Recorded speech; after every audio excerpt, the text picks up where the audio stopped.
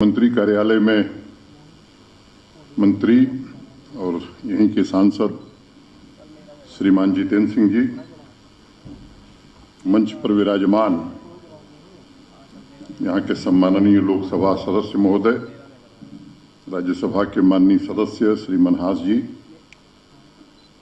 हमारे सलाहकार श्री बशीर खां जी, जम्मू कश्मीर संघ राज्य क्षेत्र के मुख्य सचिव श्री वीवीआर सुब्रमण्यम जी, भारत सरकार के ऊर्जा सचिव, नेशनल हाइड्रो पावर कॉरपोरेशन के सीएमडी श्री एके सिंह जी,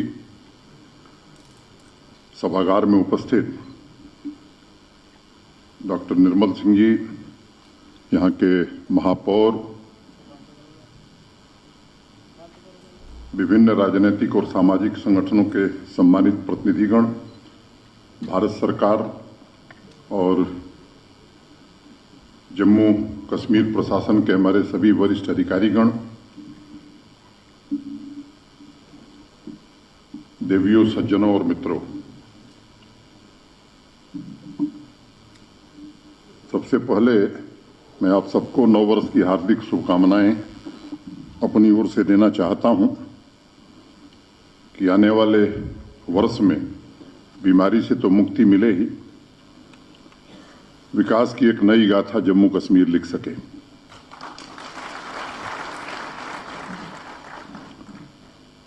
आगाज 2021 का तो शानदार तरीके से हो रहा है, ये मैं आगे चर्चा करूंगा, लेकिन 2020 की विदाई भी जम्मू कश्मीर के हर नागरिक के लिए 5 लाख रुपए इलाज की सुविधा देकर के गया। देश के सम्माननीय प्रधानमंत्री जी ने वो सौगात जम्मू कश्मीर के हर नागरिक को दी, आयुष्मान भारत सेहत के अंतर्गत। पहली तारीख को मैं दिल्ली में था और नफेड और यहाँ के कृषि विभाग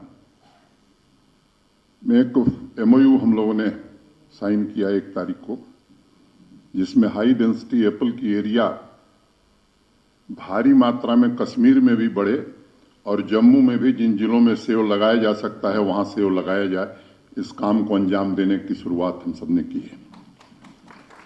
कोल्ड चेन और कोल्ड स्टोरेज का क्लस्टर बनाना, मार्केट लिंकेज करना, सैफरन की जीआई टैगिंग की बात आपने सुनी थी, लेकिन जम्मू में भी जो एग्जॉटिक वेजिटेबल्स और बाकी किसान पैदावार कर रहा है उसकी भी जीआई टैगिंग कराना, ये हमारा कृषि विभाग नफेड के साथ मिलकर के ये काम करेगा।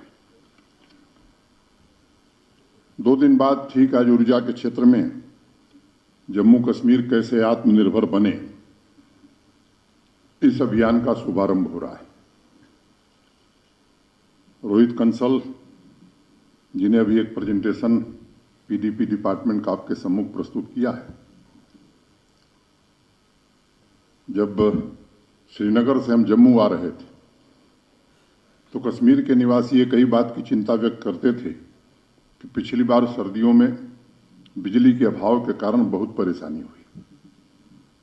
स्वाभाविक भी है, 2 बार हम सब लोग बैठे, जो संभावना बन सकती थी, अभी उन्होंने बताया कि पिछले वर्ष की तुलना में 17% ज्यादा बिजली उपलब्ध हो रही है। जब मैंने बैठक में बात कही कि भाई बर्फ पड़े तो भी 24 घंटे में ट्रांसफार्मर शहरी क्षेत्र में बदलना ही है और ग्रामीण क्षेत्र में अधिकतम 48 घंटे में, कई प्रकार के प्रश्न आए, लेकिन मैं आभारी हूं अपने सभी सहयोगियों का जिन्होंने मिलकर के केवल फैसला नहीं किया बल्कि आज उसे जमीन पर उतार करके दिखाया है। अभी कुछ दिन पहले मैं था श्रीनगर में, भारत सरकार के श्रम मंत्रालय के अस्पताल का शिलान्यास था, 100 बेडेड हॉस्पिटल का। भारत सरकार के श्रम मंत्री श्री संतोष गंगवार जी थे, यहाँ के पूर्व मुख्यमंत्री आदरणीय डॉक्टर फारूक अब्दुल्ला साहब भी थे, वहाँ दुख व्यक्त कर रहे थे कि सर्दियों में बिजली की बहुत दिक्कत होती है और गर्मी में जम्मू को बड़ी दिक्कत होती है। पुराने व्यक्ति हैं, यहाँ के कई बार मुख्यमंत्री रहे, अनुभवी राजनेता हैं। ये सच है और जम्मू और श्रीनगर में भी हम 24 घंटे बिजली नहीं दे पा रहे हैं, ये सच्चाई है।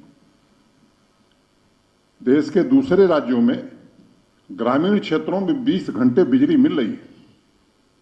प्रधानमंत्री जी ने 24/7 का लक्ष्य रखा है और आर.के. सिंह जी जो कहते कम हैं करते ज्यादा हैं, इस अभियान को तेजी से आगे बढ़ा रहे हैं।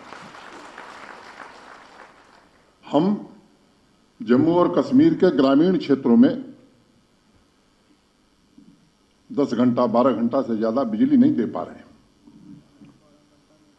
और इसलिए हमें कुछ न कुछ ऐसा फैसला करना है जिससे आने वाले 3-4 वर्षों में, और मैं तो चाहूंगा कि 2 वर्ष में जम्मू कश्मीर के ग्रामीण क्षेत्रों में भी हम 24 घंटे बिजली दे सकें। इस तैयारी के साथ हम काम करना चाहते हैं। उस विवरण में मैं नहीं जाना चाहता हूं जिसका प्रस्तुतिकरण किया गया है। मोटे तौर पर 35,000 करोड़ रुपए का इन्वेस्टमेंट भारत सरकार के ऊर्जा मंत्रालय और नेशनल हाइड्रो पावर कॉर्पोरेशन के कारण आज जम्मू कश्मीर में आ रहा है। 70 सालों में जहां हम पहुंचे हैं, आने वाले 4 सालों में उतनी ऊर्जा हम जम्मू कश्मीर में बना सकेंगे। आज का दिन मैं मानता हूं कि ऐतिहासिक दिन है। 26 दिसंबर को प्रधानमंत्री जी की उपस्थिति में मैंने कहा था कि एक स्वर्णिम अध्याय की शुरुआत हो रही है, ये उसका सबसे सुनहरा पन्ना है। आज 3 जनवरी 19 प्रोजेक्ट्स के उद्घाटन हुए हैं। उसमें ट्रांसमिशन के भी प्रोजेक्ट्स हैं, हमारी कैपेसिटी बिल्डिंग के भी हैं, कुछ कश्मीर के हैं, कुछ जम्मू के हैं। मैं उसके विवरण में नहीं जाना चाहता हूं। एक बस बिल पहुंचाएगी। मैं समझता हूं कि अब आधुनिक तकनीक के जमाने में बिल पहुंचाई जाए, इससे अब जम्मू कश्मीर को बाहर निकलना चाहिए। अब हमें उस दिशा में जाना चाहिए कि प्रीपेड मीटर 2 साल में जम्मू कश्मीर के हर घर में पहुंच जाए। इस काम को हमें आगे बढ़ाने की जरूरत है और हर घर में मीटर लगे। अगर ये काम हम नहीं कर सकेंगे तो मैं नहीं समझता हूं कि हम सबके जरूरत के हिसाब से 24 घंटे बिजली दे सकेंगे। और इसलिए इस काम को हम आगे करने वाले हैं।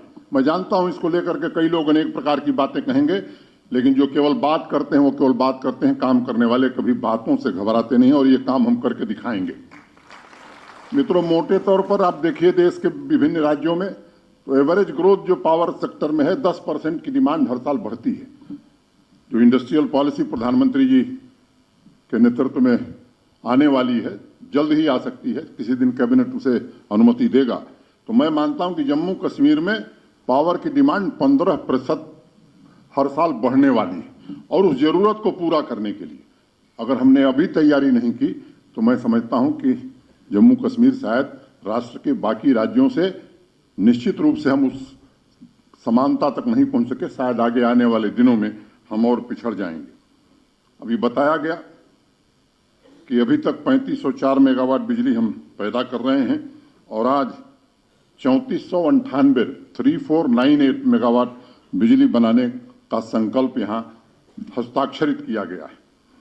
मित्रों, ये ज्वाइंट वेंचर एनएचपीसी के साथ हमारा, और मैं कहना चाहता हूं कि सियालकोट सावलकोट ये 1984 में आर.के. सिंह जी बनना शुरू हुआ था। 36 साल हो गया। 36 साल में 1 मेगावाट पावर हम नहीं बना सके। कई लोग यहां विद्वान बहुत हैं, बता रहे थे मेरे पहले जितेंद्र सिंह जी, कई लोग तरह तरह की बात करेंगे। मित्रों, मैं कहना चाहता हूं कि इस देश में एक समय था जब ये धारणा बन गई थी कि इस देश में हाइड्रो पावर प्रोजेक्ट लग नहीं सकता। एक धारणा बन गई थी। देश में तमाम पर्यावरण पर काम करने वाले विशेषज्ञ, उनके पास और कोई काम नहीं था, यही काम था कि हाइड्रो पावर प्रोजेक्ट जहां बन रही है वहां चल के धरना देना। और मैं आज सार्वजनिक रूप से नेशनल हाइड्रो पावर कॉर्पोरेशन के पूर्व सीएमडी योगेंद्र प्रसाद का आभार व्यक्त करना चाहता हूं और कृतज्ञता ज्ञापित करना चाहता हूं, जिस व्यक्ति के कारण देश में यह भरोसा कायम हो सका कि नहीं 5 साल में 4 साल में हाइड्रो पावर प्रोजेक्ट बन सकती है। और एनएचपीसी को वो दक्षता हासिल है और इसलिए हमने फैसला किया कि एनएचपीसी के साथ हम ज्वाइंट वेंचर करेंगे। पहले भी एनएचपीसी को कुछ परियोजनाएं दी गई, लेकिन पहले के एमओयू में और आज के एमओयू का जो सबसे बड़ा अंतर है वो मैं जरूर बताना चाहता हूँ। पहले जो 3 परियोजनाएं एनएचपीसी ने बनाई हैं वो राज्य सरकार को वापस मिलेंगी ऐसा अनुबंध में कहीं लिखा हुआ नहीं था, लेकिन आज जो हम अनुबंध कर रहे हैं उसमें 40 साल बाद ये पूरी परियोजना जम्मू कश्मीर सरकार की होगी। ये नया प्राविधान हमने एमओयू में डाला। 13% मुफ्त बिजली बिना एक पैसा लगाए हुए, जो हमारी इक्विटी भी वो भी आर के सिंह जी और प्रधानमंत्री जी देंगे, भारत सरकार देगी, एक पैसा हम नहीं दे रहे हैं। 13% फ्री बिजली हमें मिलेगी। और उसको अगर हम देखें तो मोटे तौर पर 454 मेगावाट, आज हमारी जो डेफिसिट है 500-600 मेगावाट की, तो 454 मेगावाट बिना पैसे की बिजली हमें 40 साल तक मिलने वाली है। और उसके बाद ये सारे hydro power project Jammu Kashmir राज्य के होंगे, यूटी के होंगे। ये स्थिति हम पाने वाले हैं। और केवल यही नहीं होना है, बड़ी चर्चा कार्बन फुटप्रिंट की हो रही है, कार्बन इमिशन की हो रही है, उससे भी निजात मिलने वाली है। पर्यावरण का संतुलन ठीक होने वाला है।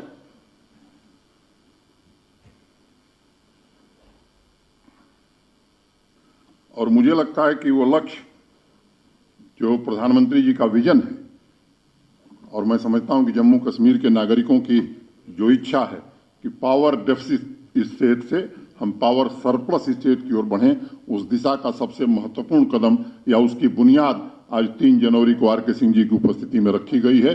और मुझे पूरा विश्वास है कि आने वाले 4 वर्षों में वो स्थिति हम हासिल करेंगे। मैं व्यक्तिगत रूप से बहुत आभारी हूं आर के सिंह जी का। यहाँ आने के बाद पहली बार जब मैं उनसे मिलने गया था तो यहाँ के हमारे जो प्रमुख सचिव हैं ऊर्जा के, रोहित कंसल जी, और मुख्य सचिव श्री BVR सुब्रमण्यम जी से मैंने लिख, क्योंकि 2 ही 3 दिन हुआ था, 4 दिन, कि क्या क्या दिक्कतें हैं। मैं आर के सिंह जी के दफ्तर गया तो मैंने उनको बताया कि ये है, ये है, ये है। तो जो वाक्य उन्होंने कहा मैं आपको बताना चाहता हूं। मेरा स्वभाव नहीं है किसी के सामने मैं तारीफ करूं, ये मेरे स्वभाव में नहीं है, लेकिन जो बात उन्होंने कही, उन्होंने कहा कि देखिए सारा कानून तोड़ देंगे जम्मू कश्मीर के लिए, जितनी मदद होगी वो जम्मू कश्मीर के लिए करेंगे। इसके लिए मैं व्यक्तिगत रूप से आपका आभारी हूं। और जो प्रेजेंटेशन में आपने देखा है, मोटे तौर पर पीएमडीपी के पहले 100 करोड़ रुपए का इन्वेस्टमेंट जम्मू कश्मीर में ऊर्जा क्षेत्र में होता था, पावर सेक्टर में। ये तो प्राइम मिनिस्टर डेवलपमेंट प्लान के बाद इसमें इन्वेस्टमेंट बढ़ा। और आज जो थोड़ा स्थिति सुधरी है हमारी, मैं समझता हूं कि उसके लिए जम्मू कश्मीर को निश्चित रूप से देश के सम्माननीय प्रधानमंत्री श्रीमान नरेंद्र मोदी का आभार मानना चाहिए, जिनके कारण आज ये स्थिति यहां बनी है। और विकास का उजाला जरूर यहां लोग देख सकेंगे। इस दिशा में हम आगे बढ़ रहे हैं। इन मेगा प्रोजेक्ट्स में जो काम होंगे, रोजगार भी मिलेगा, पर कैपिटा इनकम भी बढ़ेगी। अगर सिक्किम को आप देखें, हिमाचल को देखें, केवल हाइड्रो पावर के बदौलत सिक्किम कहां पहुंच गया है, हिमाचल कहां पहुंच गया है। हमारे पास जो क्षमता थी, कई लोग ये मान लिए थे कि यहां का पानी हमारे लिए सोना और हीरा, इसे जुगाड़ करके बंद करके तिजोरी में रखना है, और इसलिए ये परियोजनाएं लगे ना, इस दिशा में भी लोग सोचते थे। मित्रों में पानी हमारा है, पानी हमारे पास रहेगा, इसकी एक बूंद एनएचपीसी या कोई लेकर के जाने वाला नहीं है, हमको बिजली जरूर देने वाला है। ये बात मुझे लगता है कि सबके जहन में बैठा करके रखने की जरूरत है।